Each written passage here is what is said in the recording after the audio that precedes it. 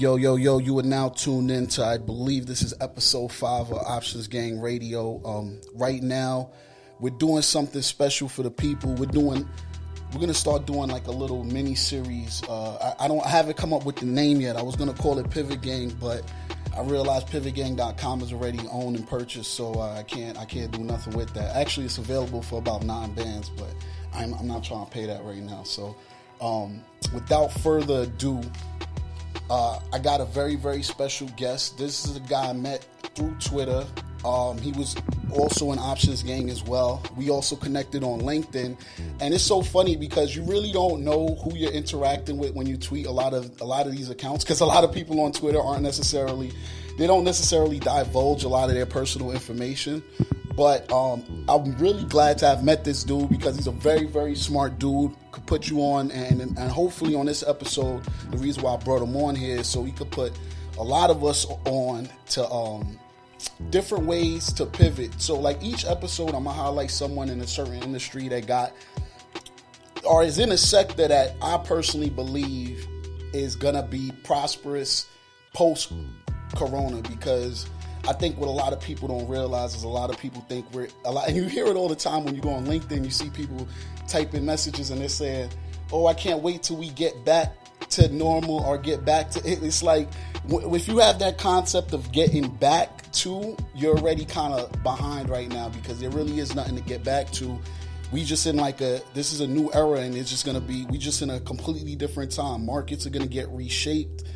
Transitions are going to happen. Corporations are going to get swallowed up.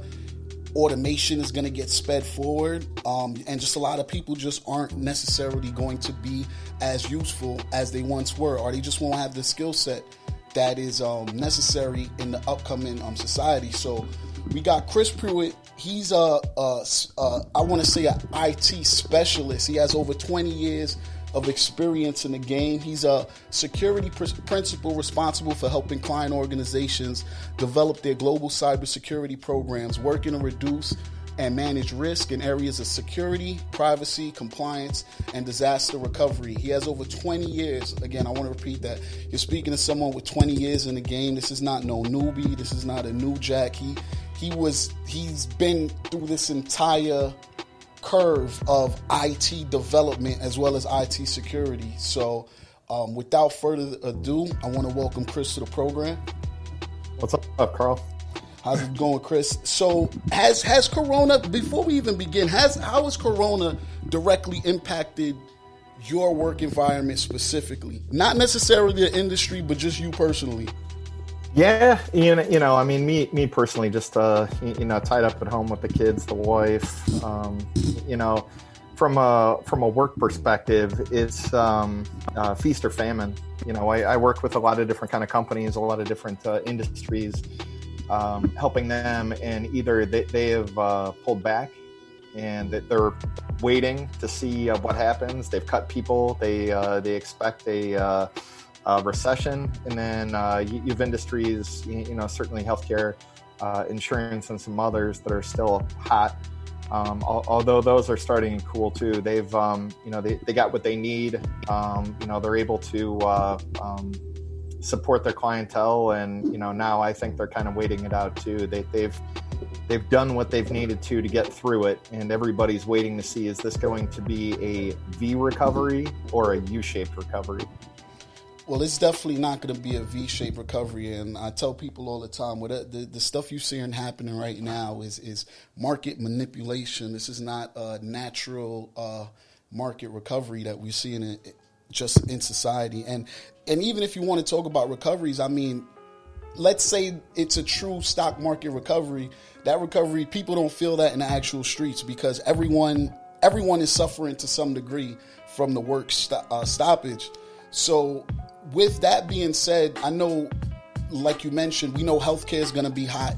Healthcare will never die. Healthcare is going to always be a necessary industry, but this is definitely going to prepare a lot of healthcare stocks. I'm pretty sure none of these companies are going to even take any government bailout money, because they're all going to probably meet or surpass any of their revenue quotas.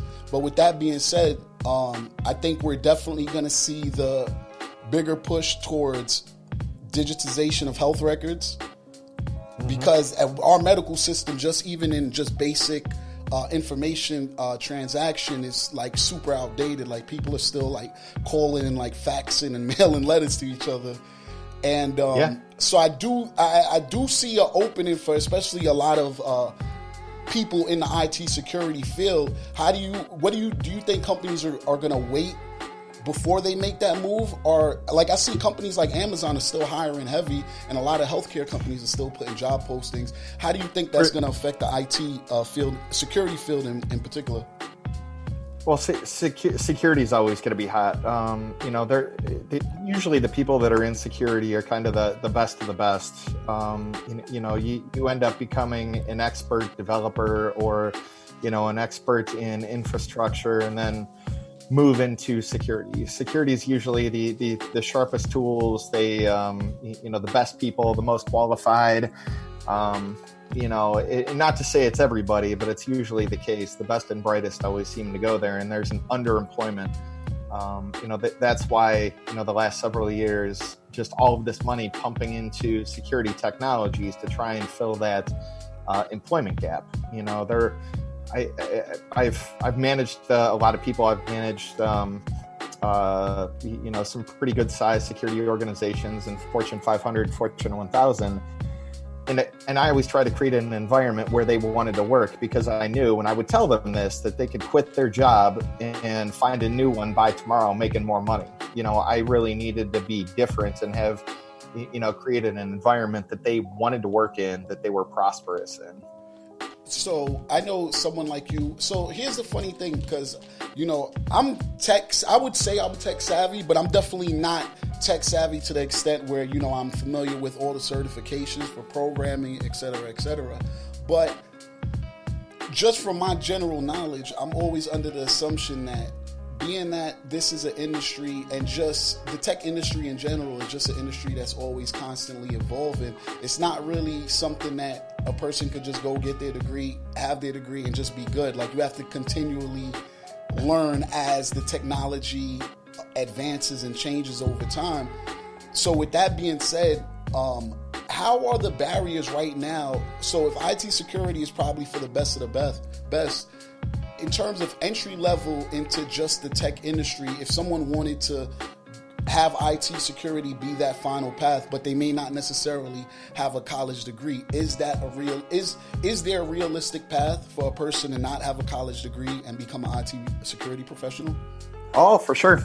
Most of the guys. So I worked for an IT security company, helped run it, and they were world renowned. This is a tiny little company, about 50 employees, but they worked for ExxonMobil, Saudi Aramco, Bank of America, huge institutions. And they were kind of well known within the security circles. And I would say 75% of the employees didn't have any kind of advanced degrees, either bachelor's or master's degrees of any kind. Kind of self-taught, essentially computer hackers at a young age who figured it out, quite a bit, and quite a few with military background and training. So it's definitely possible. I mean, you've even seen organizations like KPMG, Ernst & Young, and others where, you needed to go to college and fit this certain mold to get a job there. And now they've ripped out the requirements that you need a bachelor's degree to get into their IT consulting arenas. So that it's everywhere. I think the government is doing the same thing. There's such a need for quality employees that they've had to, kind of take some of those older ideas, that you need to go sit in an institution for 4 or 5 years and learn all this stuff to be good. And it's just not the case. You know what's funny? I actually work in event production, so I'm in like a lot of like high profile like meetings, private meetings, and I remember, this was probably this might have been 10 years ago. I was at an event and this was the Joint Chief of Staffs under the Bush administration. And I'll never forget this day. He was always telling people that a lot of people are scared of like a nuclear war, but a nuclear war isn't really what people. He's like the biggest event is going to be a cyber terrorist event, and he's like, we have the capabilities to like basically digitally, carpet bomb an area, and he's like, it's only a matter of time till a teenager figures out how to do it from his bedroom. And he was like, the reason why the government is always behind the private sector in terms of internet infrastructure, IT infrastructure, and security is because we're not willing to hire the guy with the purple hair.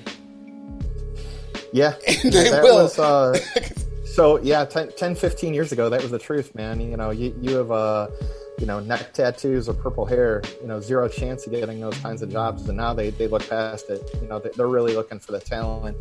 And, the U.S. government, NSA, CIA, the FBI is still a little buttoned up, but FBI and CIA, or the CIA and NSA, over the years, I've learned a lot about how Russia, North Korea, Iran, and other kind of nation states work, and they're really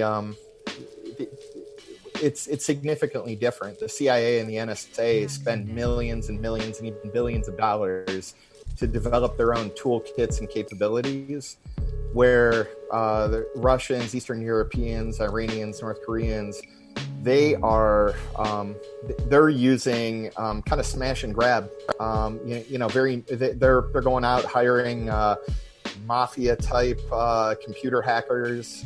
They're using phishing attacks. They are using loud things. Even China does this as well. I mean, they're all using a lot of these kind of cheaper but incredibly effective attacks to break into organizations. Crazy. And one thing that you did mention earlier that I definitely want to emphasize with people is that, which I think stood out to me, is that you said 75% of the top people in IT security currently don't have advanced degrees. Yeah. So I think if that's one takeaway people could take from that, is that, that's a huge takeaway right there. Yeah. It is increasing. There weren't 10 years ago, there were maybe 2 to 3 college institutions, college universities that even offered a bachelor's in cybersecurity, and now it's a little more prevalent.